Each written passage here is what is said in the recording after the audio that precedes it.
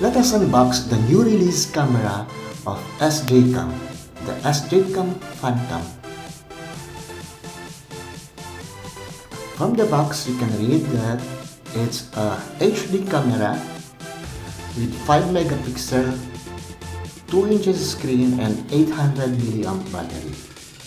So let's check out what's inside the box.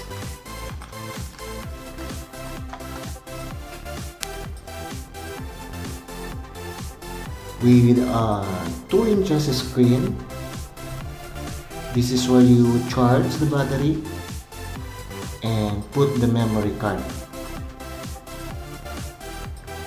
And this is the charging cable or data cable, your sling, a manual, and 2 Sjcam stickers. Now, this lower button is your power button. You press and then wait for the logo. And then now you can start operating your camera.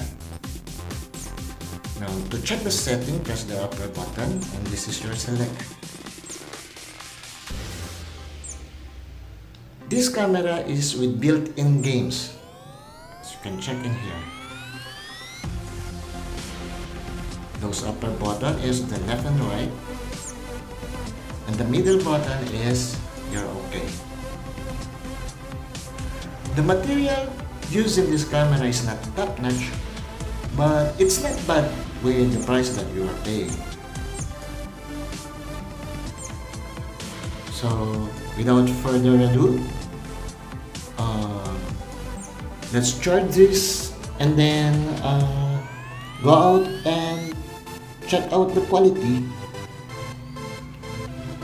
Let's go. Okay, so this is the sample video and audio footage of the Sjcam Funcam.